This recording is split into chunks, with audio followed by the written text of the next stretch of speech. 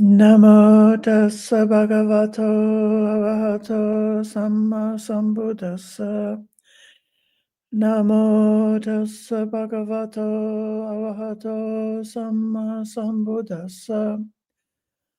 Namo tassa bhagavato arahato samma sambuddhassa. Buddham dhammang sanghang namasami. Dear friends, tonight I'm bringing you two short suttas, which I will try to point out in terms of the function of mindfulness in preventing somebody from falling into distorted, erroneous kinds of perceptions, and instead training the mind to perceive things, perceive reality without those distortions. So the key word here is sanya.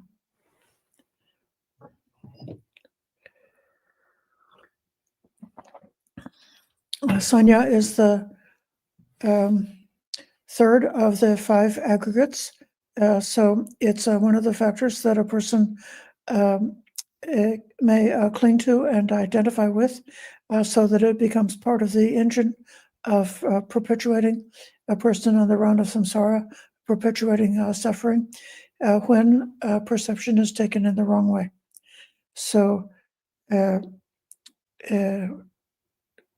perceptions related to especially the self is the kind of perception that's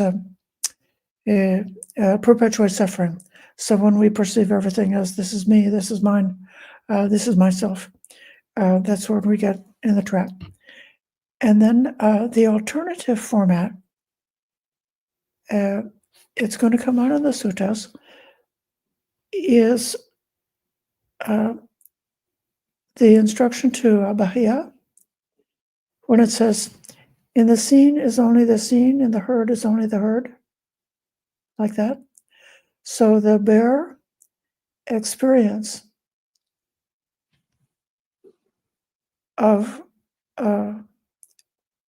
experiencing or cognizing a phenomena that's coming up, just leaving it alone at that minimum level of what's arising directly, without locking into or grasping onto some kind of a concept about it. Or you could say, without grasping on those things in terms of something that's part of oneself, part of the self, or owned by the self. So one of the things I'm going to invite you to spot in these two teachings is the different treatment that they give about sanya. And then there's another theme or a phrase that we'll see in these two suttas, and it has to do with what's called the seen, the heard, the thought about, and the vows and precepts that one has undertaken. There is something that existed in the previous tradition in the Upanishads that the Buddha was commenting on, where it was considered to be extremely lucky and fortunate if one could have the sight of an enlightened guru, of an enlightened teacher. So just seeing a teacher or a Buddha was thought this was going to be the salvation. This was going to be how one can obtain purity, or one can obtain liberation, merely by seeing a Buddha or by seeing an enlightened teacher. Or the second idea was what's heard. And in the Upanishads, in the previous traditions, the things that are heard, that's a term that's referring to that which has been learned and memorized, because the way people learned things was not by reading them on books or by some other format. They learned it through the oral recitation of the text. So the heard in the previous tradition was considered to be the sacred text that has been handed down and memorized, in which it was said that one could obtain purification, or one could obtain liberation through the perfect memorization of the text that has been handed down. So this is the purification through what's heard. And then there's another one in the previous tradition that I'm not sure if it got caught up in picked up. It doesn't always get picked up in all of the times that the Buddha is playing on these formula, but one is about the vows and precepts, that one can have perfect obedience, or perfect behavior, perfect external acts, performing certain vows and precepts, religious rituals, and external morality, that in the earliest tradition was thought as a way that one would gain liberation, that one would get freedom just by vows and precepts. And then the last one is that which is thought about, the mutta. And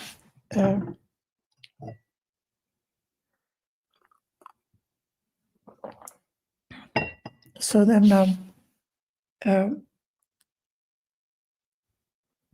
it's less clear how that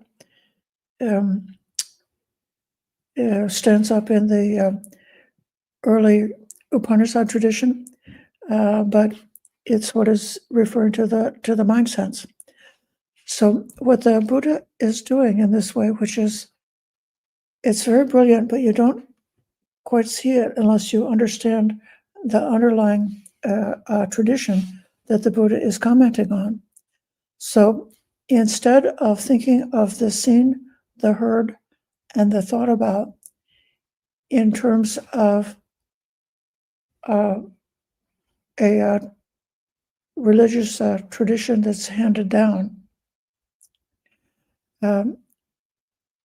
which can be, one can obtain purity through that complying or obeying or enacting that tradition. Instead, and the Buddha is such a brilliant teacher, he does this in many occasions. He brings those three ideas down to the simple, natural experience of the operation of the senses. So that which is seen is with the natural eye. You have the eye, and the Buddha taught many times, many hundreds of times, there is the eye faculty, there is the external sense object, there is the eye consciousness, which is capable of cognizing a visible object. The meaning of those three is called contact. With the meaning of the contact is comes feeling, and with feeling can be triggered different kinds of mental processes, which may be either skillful or not skillful. So instead of taking the seen, the heard, the thought about in terms of the religious tradition, he makes it into like a natural psychology. So now I'm going to read you this sutta. By the way, I'll greet who's here already. I see Gita, Yankee Apple, Bhumika, Mike, Jody, Brian, Gregory, and Mary. So thank you for joining tonight. And thank you for everybody who will watch this in the future.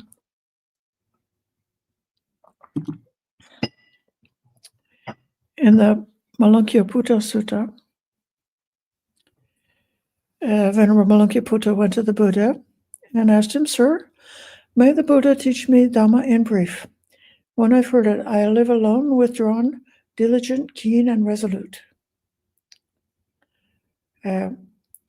This is a standard and very respectable way that a monk or a student can ask for a teaching from a Buddha or from a teacher. If you wanted to memorize this in Pali, and you went to any Buddhist monk, if you went any Buddhist monk in the world, and you said "Sadhu me Bhante, Sankitena Dhammam Desetu Yamahang Bhagavato Yamam Dhammam Sutava Eko Rupakato Apamata Atapi Pahitato Viharayanti," then that monk will become extremely happy and delighted because you've looked at the suttas, and because you don't ask that monk to be constantly attending on you and babysitting you and feeding you with a nursing bottle day after day, but instead that the monk can just give a Dhamma teaching in brief, and then you're willing to take that teaching and withdraw to your solitude and practice with it. However, in this case, the Buddha scolds Malankya-Putta. "Well now, Malankya-Putta, what are we to say to the young monks when even an old man like you, elderly and senior, advanced in years, having reached the final stage of life, asks for brief advice?" It says, "Sir, I'm old, elderly, senior. May the Buddha please teach me Dhamma in brief. May the Holy One please teach me Dhamma in brief. Hopefully I can understand the meaning of what the Buddha says. Hopefully I can be an heir of the Buddha's teachings." And just to give away the punchline, Malankya-Putta did ordain as a young man. He's given some teachings in a couple of other suttas when he was younger, but according to the commentator, he wasn't diligent, so he was able to live until his old age without becoming an arhat. But after hearing this sutta, he takes this and goes away and practices, and does become a fully enlightened arhat. So that will be the power of this teaching for him, and the potential power for you. So the Buddha teaches, what do you think? Do you have any desire or greed or fondness for sights known by the eye that are unseen before, and which you neither see nor think might be seen?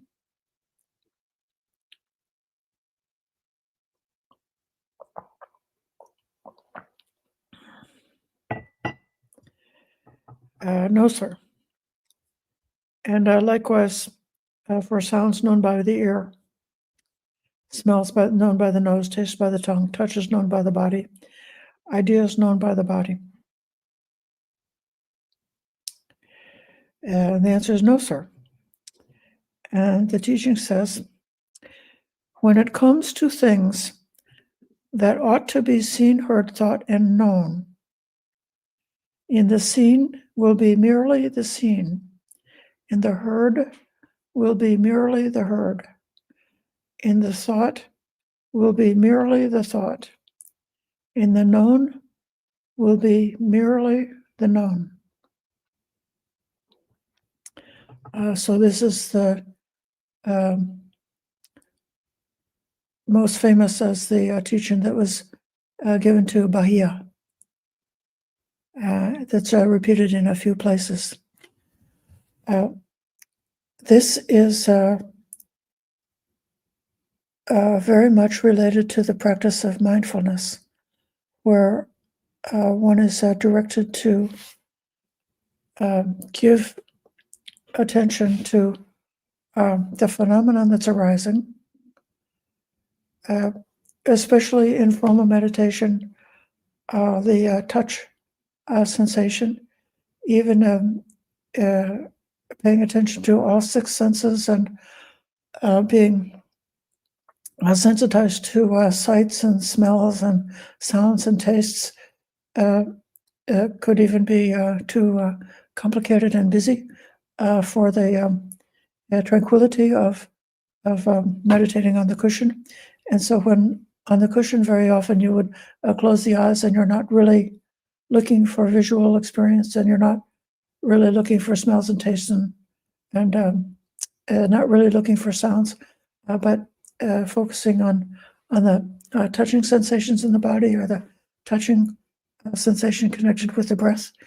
But if you're training in mindfulness, you would also take time to train yourself in becoming like tuned in and sensitized, so that you could actually notice very quickly and accurately. It would be like awake, so that as you're going about all the postures, if you're going through the day mindfully, you will see many different things. And as you're doing so, you would have this aim in the seen is only the seen.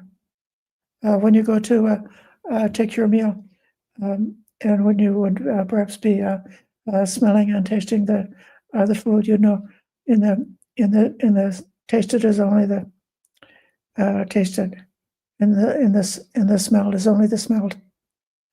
Or it could be that if you are going to the temple or in front of the altar, if you might have some flowers that were aromatic, and notice that smell, which is associated with the sacred space. Or you could be burning incense. Who knows the technique of using incense as a timer for meditation? You know that? Okay, so what you can do is you can get incense in the form of powder instead of incense stick.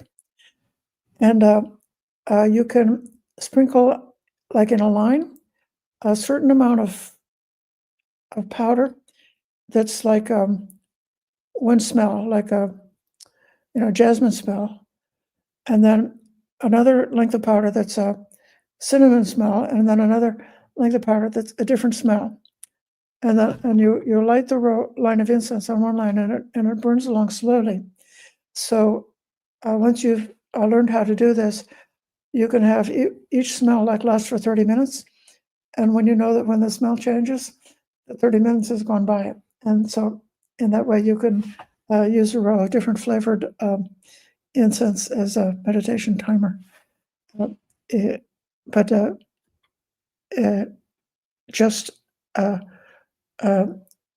noticing, having the bare awareness of the sensations that come up, including having the bare awareness of the thoughts that come up through the mind. That is the practice of mindfulness. And when you are practicing like that, the Buddha says, when this is in the case,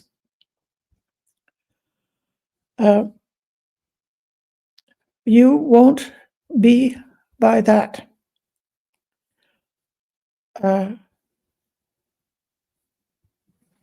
When you're not by that, you won't be in that. When you're not in that, you won't be in this life or the next, or in between the two. Just this is the end of suffering. So the you, in that case, the tavam, the you, this is like your self arising. So you're not creating a self based on a touch. You're not basically creating a self based on the sight. You're not creating a self based on any of the context of the senses or by the arising of thoughts. you don't think that yourself is to be found in the sensations or in the thoughts.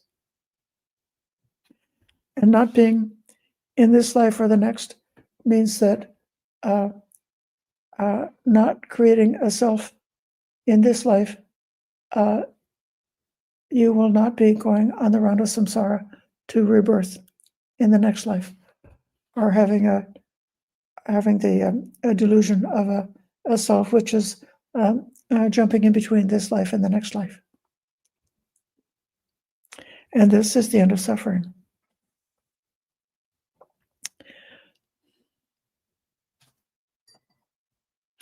And then this is Malankiputa's statement. This is how I understand the detailed meaning of the Buddha's brief statement. When you see a sight, mindfulness is lost as you focus on a pleasant feature, experiencing it with a mind full of desire. You keep clinging to it.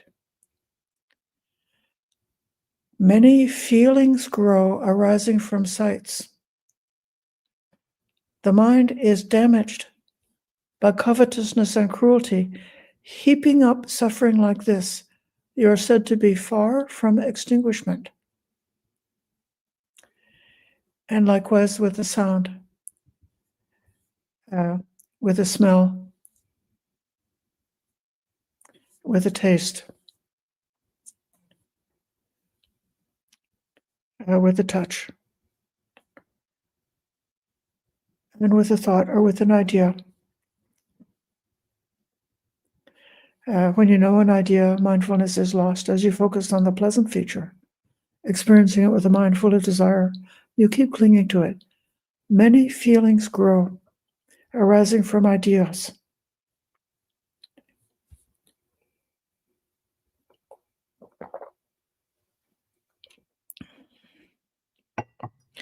The mind is damaged by covetousness and cruelty, heaping up suffering. You're far from extinguishment. But then the opposite case, there's no desire for sights when you see a sight with mindfulness. Experiencing it with a mind free of desire, you don't keep clinging to it. Even as you see a sight and get familiar with how it feels, you wear away. Don't heap up. This is the both the wearing away of, you could say, identification with ego or an identity, and it's also the wearing away of the causes for rebirth, or the wearing away of karma formations leading to rebirth, and then not heaping up. There's so many things that can get heaped up in terms of an identity. A person could be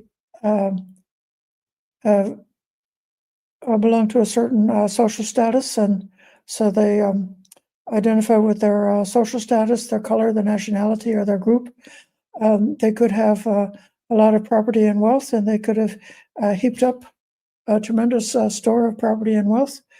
They could be wealthy enough to pay for a comprehensive insurance policy, and so they've heaped up a lot of layers and layers and layers of safety and protection, so that nothing bad could ever possibly happen to them, or even if something bad did happen to them, then they would be compensated, so they could, quickly get back what they lost, so they never have to really face the danger of losing anything. And then a person like that might also have a lot of power and influence and over other people, and so they've heaped up that kind of status, and they could have like the farmer or the householder and the house is in good repair. The roof is in good repair, and all the windows and doors are in good repair. So you know that even the stormy weather comes along, that you can be safe inside.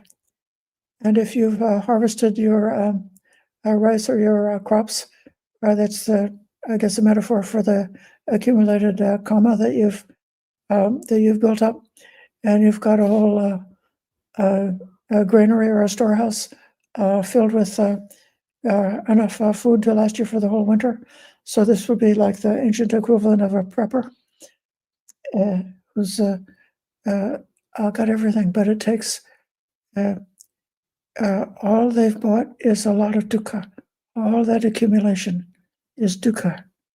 The dukkha of getting it, the dukkha of maintaining it, the dukkha of defending it, the dukkha of carrying it around and around with you, and most of all, that this whole entire mentality of heaping up is the mentality that keeps us going around and around on rebirth. So don't heap up. That's how to live mindfully. Eroding suffering like this, you're in the presence of extinguishment. And then the same for all of the different kinds of the six senses. He said, that's how I understand the detailed meaning of the Buddha's brief statement. And the Buddha says, good, Malankiputta. It's good that you understand the detailed meaning of what I said in brief. And he repeated the same verse in full. So,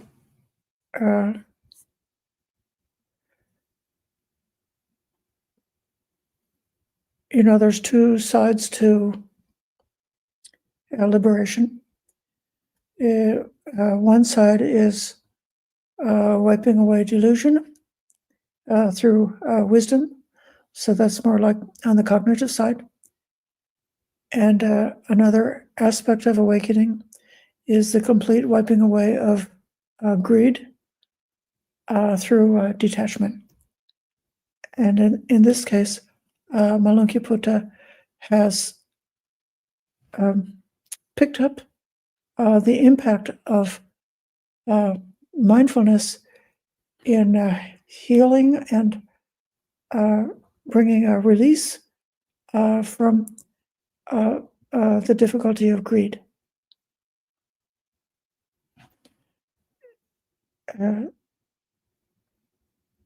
But mindfulness itself has to do with how we understand. So understanding and desiring those two aspects are completely interrelated to each other. So when you're completely released from craving, then you're suddenly able to see things much more clearly, because the craving becomes like a distortion and a prejudice or a bias that is constantly influencing and affecting how you would see things. And likewise, when you see things clearly, then craving becomes sensual craving is it just falls away, because you see how ridiculous it is, how useless. I'm going to see now if I'm able to get to a different sutta.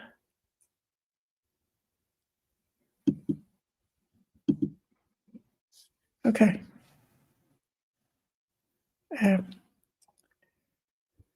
This is in the Sutta Nipata.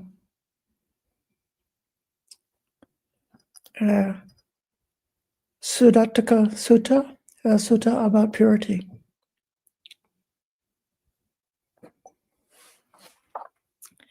And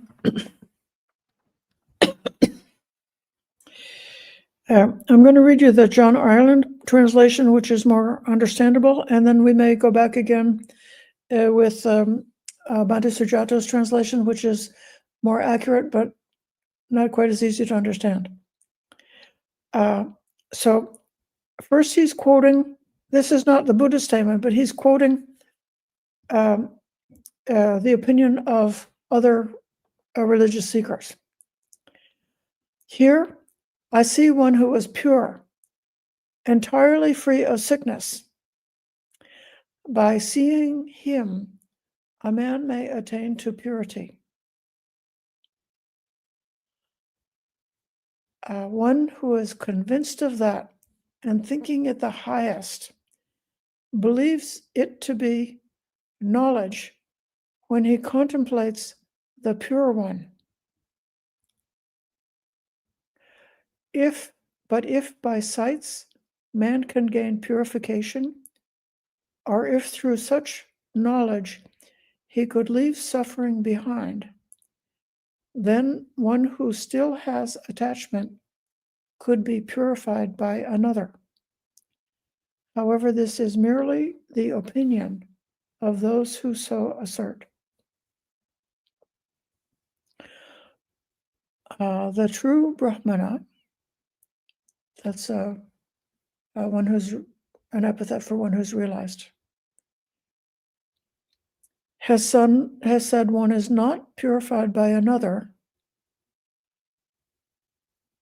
nor by what is seen, heard, or perceived by the other senses, nor by the performing of ritual observances. He, the true Brahmana, is not defiled by merit or demerit. Having given up what he has previously grasped at, he no longer engages in producing any kama. Having left a former object,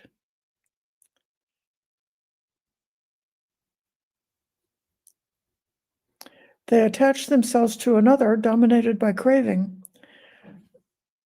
This is if, having left a former object, they attach themselves to another dominated by craving, they do not go beyond attachment. They reject and seize, like a monkey, letting go of one branch and taking hold of another.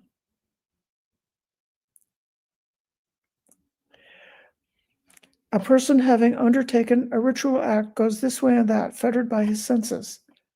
But one with wide wisdom, having understood and gone into the Dhamma with his experience, does not go this way and that. For a person indifferent toward all conditions, whether seen, heard, or cognized, he is the one who sees it as it really is and lives with clarity of mind. With what could he be identified in the world? They do not speculate nor pursue any notion. They do not claim perfect purity. Loosening the knot of clinging with which they are bound, they do not have longing anywhere in the world. The true Brahmana who has gone beyond limitations, having understood and seen, there is no longer any assumption for him. He is neither disturbed by lust nor agitated by revulsion. For him, there is nothing upheld as the highest.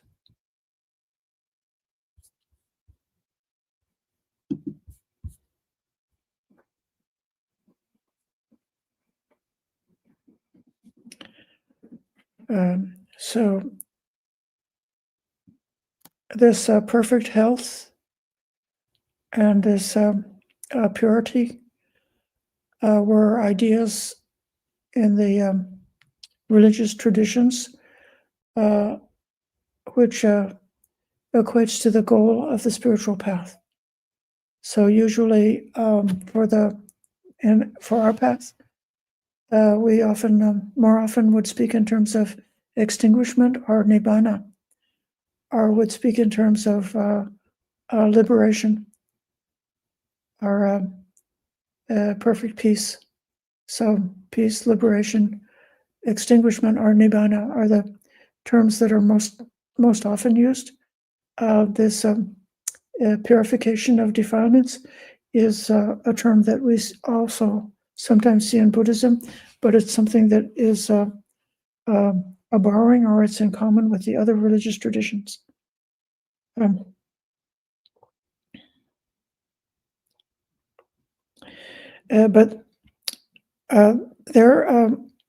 the others are people who have basically proliferated a notion about the pure and the perfect, which if they can get in contact with that, that's going to be their way out, their way to liberation. And at the bottom of this sutta, there's a reference to having a variety of different notions and debating and disputing about that. And so this is something that happens like from that bare contact, and the seen is only the seen. So there's the sense faculty, the corresponding object, the consciousness, the contact, and the Vedana. So up to there is just in the seen is just the seen. And then from that, there is a perception or sanya or sanjanati. And sanya is in this set of teachings very often spoken of as a negative thing.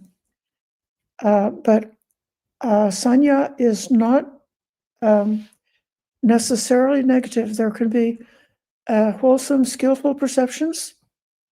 So the Buddha advised us to develop the perception of impermanence and so forth. So that's a skillful training practice along the path of developing types of perceptions or ways of looking at things which are conducive to the further progress on the path to dismantling the delusions about the self. But then this other case, this unskillful kind of perception, there's a way in which somebody who's got an intellectual tendency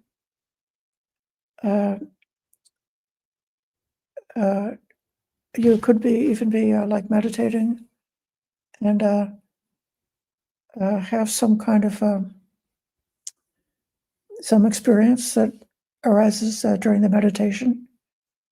And if you've got the kind of mind that is grasping onto perceptions, you can have like a whole storyline or a metaphor or a belief or an idea springs up from that, and then a person can cling onto that. But actually, the things that arose in the meditation, it's just phenomenon. So even like the thoughts or ideas that came up to you, the perceptions that came up to you during your meditation are no more long-lasting than a little whiff of the aroma of the incense. It's just a passing thing that doesn't require to be grasped at all. But it's possible, even for even in meditation, to think that you've like discovered the meaning of something, and then to grasp onto that, and then with that grasping, it can become like a kind of an ideology. So someone in this way, different religious ideas or concepts get to be developed, and because of the variety of different people will have different kind of perceptions, different kind of experiences, different kind of ideas that floated up into their minds. You can compare this to the blind man and the elephant. So the one blind man is touching the side of the elephant, and he said an elephant is like a wall. And the other one touches his leg, and he says an elephant is like a tree. The other one touches the trunk and says an elephant is like a snake. And the other one touches the ear and says the elephant is like a fan. And so just the experience that each individual had was fine. There's nothing wrong with having an experience and touching the side of an elephant and experiencing that the way it is. But when one then elevates that into a concept, starts clinging to the concept, and comes forward with the feeling, only this is true, everything else is false, then you can quarrel with the other blind man and say, no, it's not like a trunk, not like a tree, it's like a wall. It's a wall, not a tree. And the other person said, no, it's a tree, not a wall. And so they could quarrel with each other because they're clinging to some idea that came to them that was just a very partial, very small, partial aspect of reality. So this is the process that the Buddha described elsewhere as being the way that religious experts get into quarrels and disputes. And the Buddha declined to assert views in that way. So perception, sanya, can lead to views, ditti, and views can be a cause for quarreling when they're held in that ideological way with identification. You can actually distinguish while you're on the cushion meditating. The whole feeling of how meditation is experienced when you're just having the bare experience of the phenomenon that arises without grasping. But then at another time, some thought might come along that triggers this eye-making and this like opinion.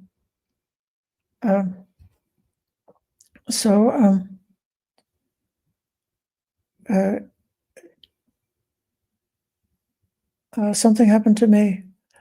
I requested something from one of my colleagues, and then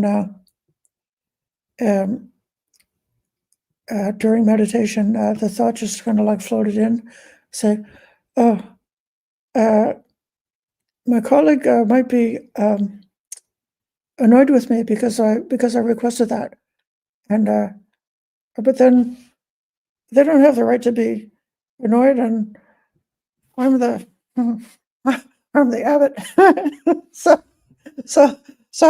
I should be able to ask for anything, and nobody should ever be annoyed with me.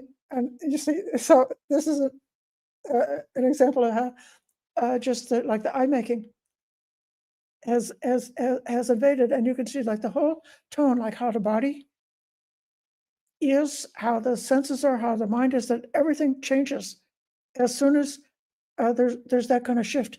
So if you notice very clearly what that shift is, and train yourself to be in the seen is only the seen and the heard is only the heard, to practice while you're practicing mindfulness, you're practicing with that bare awareness that is stopping short of the proliferation of concepts which are clung to.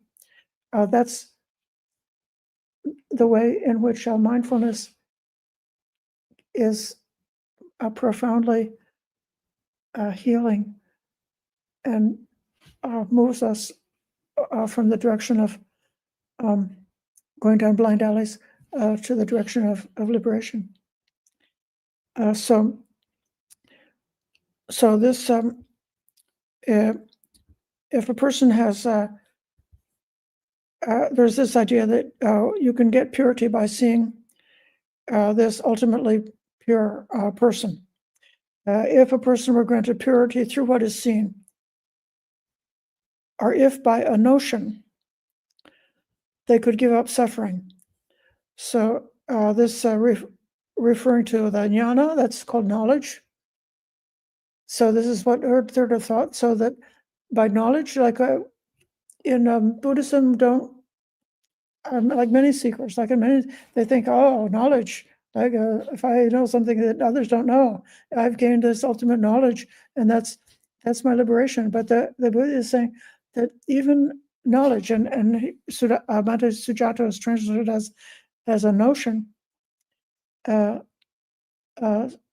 in order to clarify that this is not something that is worth clinging to, because by a notion doesn't mean that you'll be able to give up suffering.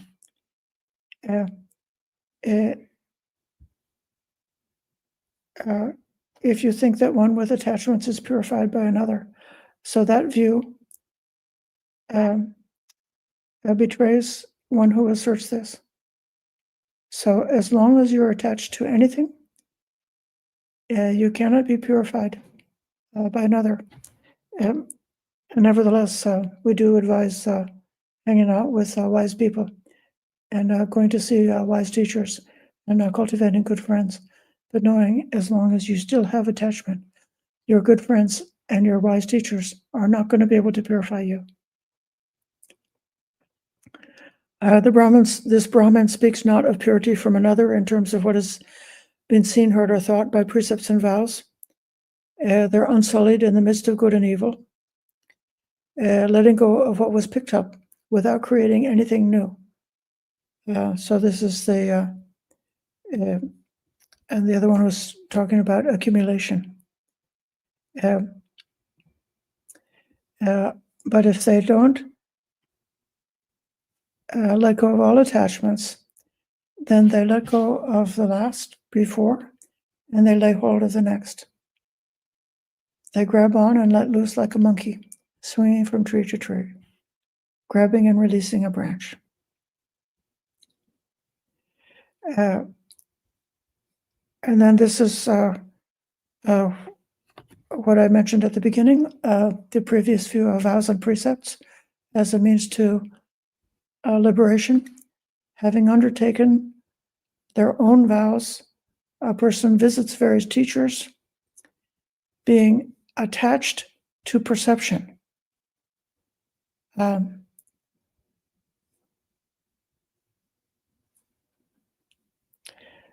the contrast, one who knows, having comprehended the truth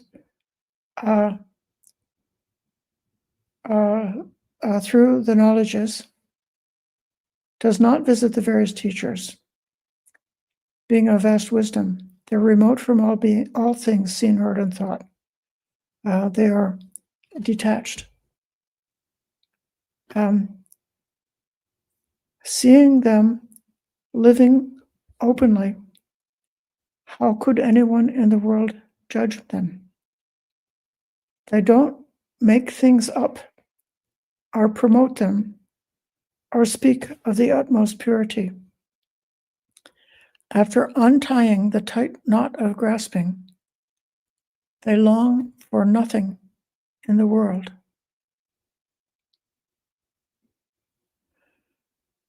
This Brahma has stepped over the Sima, that's the boundary. So they've reached the boundless. Knowing and seeing, they adopt nothing. They grasp nothing. Neither in love with passion, nor besotted by dispassion. There is nothing here in this existence that they adopt as the ultimate.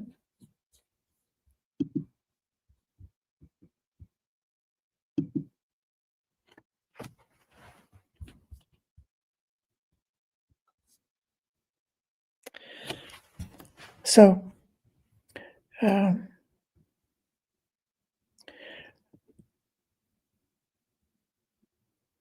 it really is a caution for us who are dedicated to the early Buddhist texts and to seeing things in terms of the suttas. We don't want to try to get our liberation by some handed down a version of the teachings, which is being represented by somebody who might or might not be trustworthy in terms of what they've realized. And we've got this idea that if we go back and study very carefully and look very carefully at what's in the early text, that it's possible to extract or pull out of this what the Buddha taught, what he was pointing to, and that this can be done with an open mind.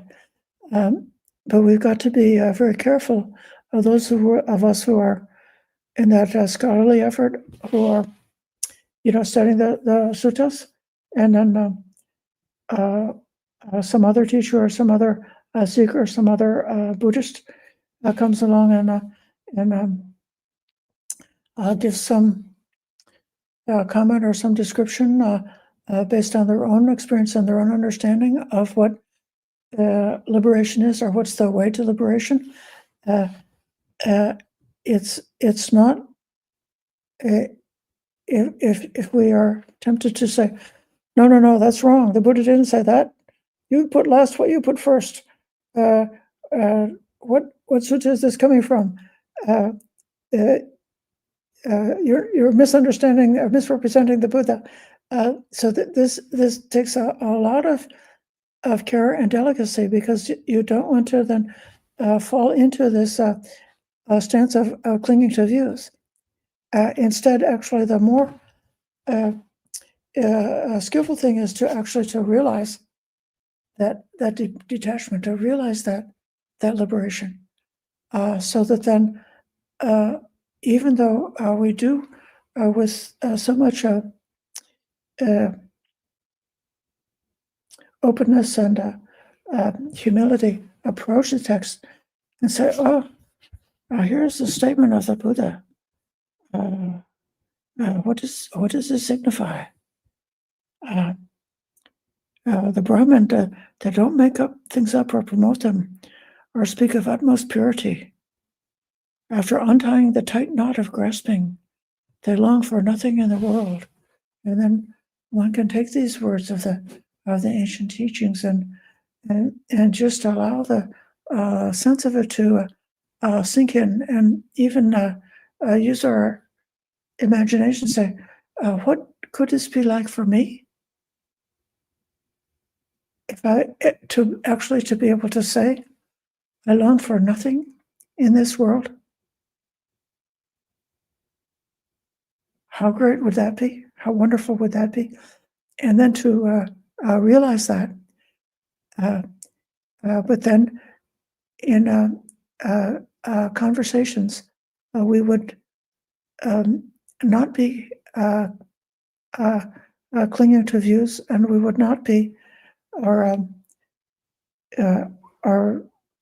moral purity would never cause us to become hostile or scolding or angry towards another.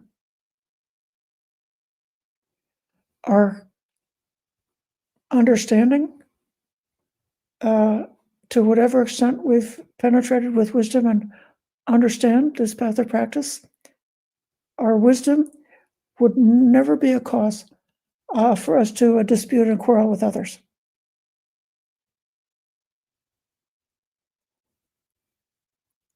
So we develop the view, which is wide open, such that we don't quarrel with anybody in the world. And that not quarreling is a very important clue or a tip that the way we're practicing is the right way. So if the way we're practicing leads to quarrels, then we've got the wrong end of the stick. But if the way that we're practicing leads away from quarrels, then we might be taking it correctly.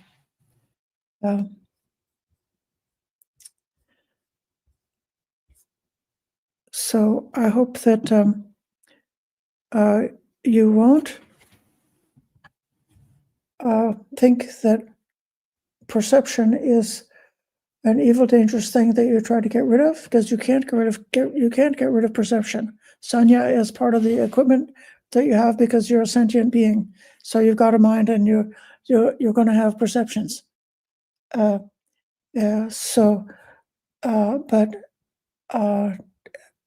having a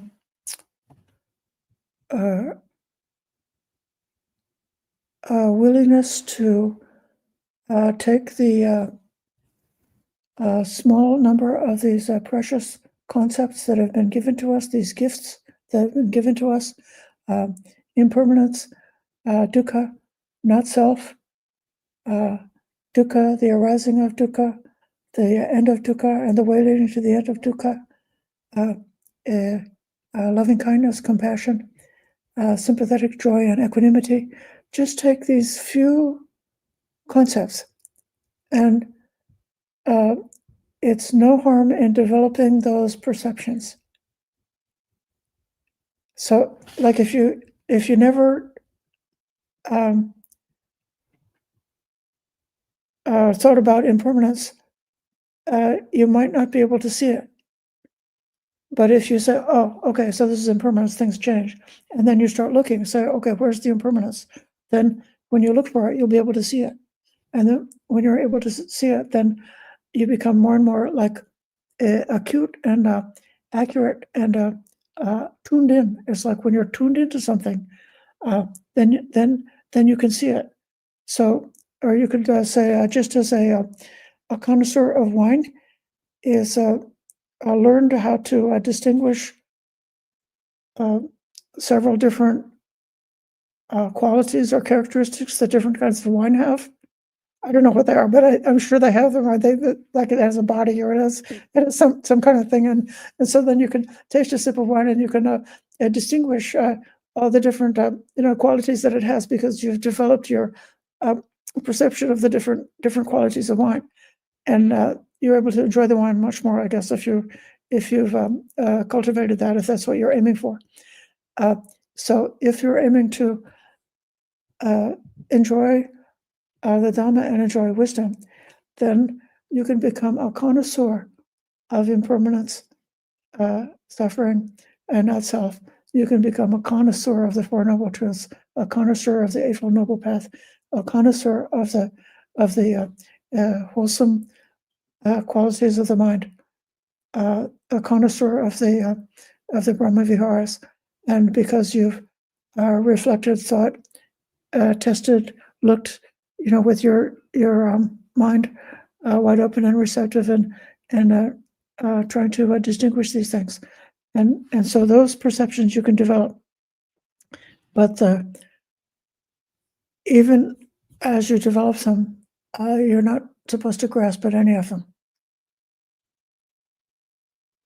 And this grasping at perceptions, or identifying with perceptions, is where you've gone off the wrong direction, and where perceptions can evolve into a proliferation of opinions and views, which is the cause for quarrels and disputes. So those the difference between a skillful perception and an unskillful perception. The practice of mindfulness is something that supports skillful perceptions. So this is my reflection for now. And I see all your names, and I see a lot of hands. And Anjali, thank you very much. I don't see any questions. So I'll see, okay, there's a question here in the room. Would you like to just come up so I can hear you, because your voice is soft? Come close to me.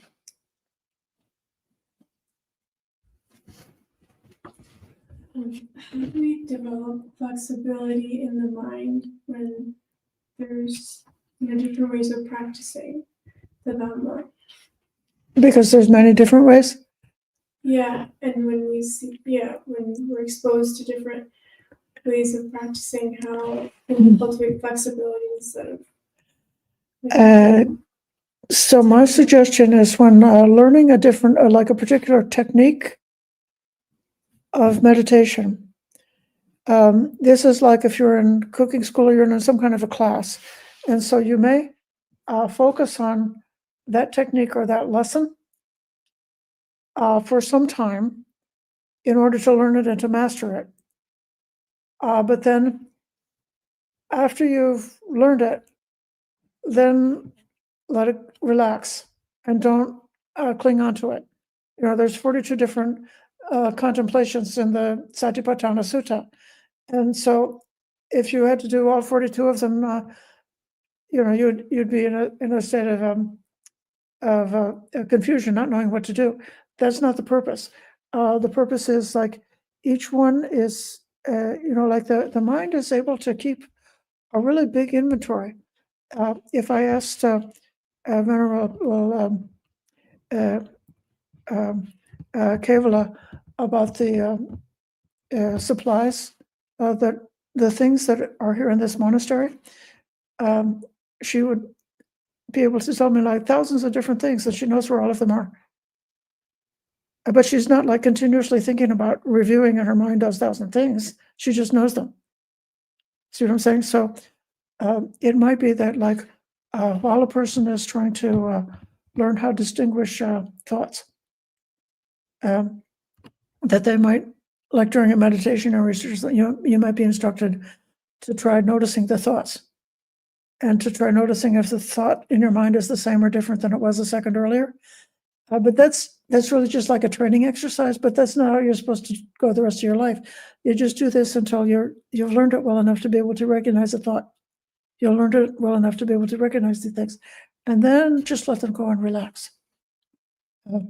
Or if I asked Samanera Nipiko about any of the things in our online universe, he would know where all of them are, or where many of them are, and Anagarika Samasiya would know where all of the tools in the tool shop are, and maybe you know where all of the items in the kitchen are, and so if you're doing a project, you only pick up the one tool that helps you at that moment.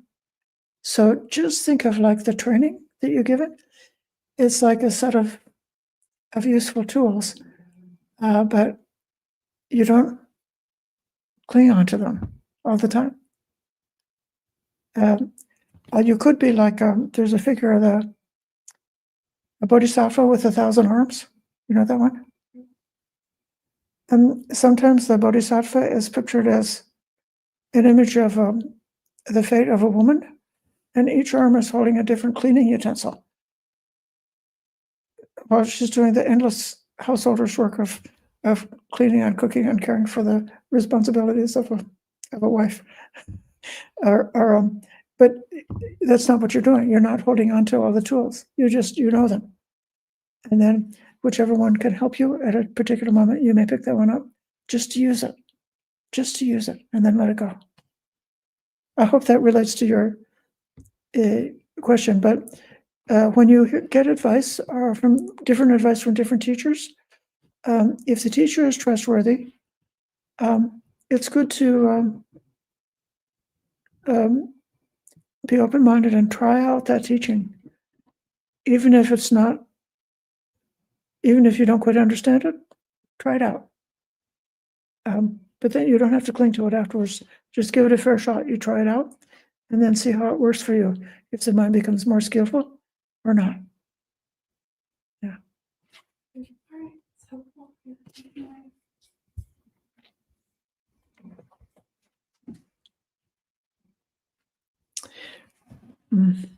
I think this may be enough for now, and I'll thank everybody for your patient listening tonight.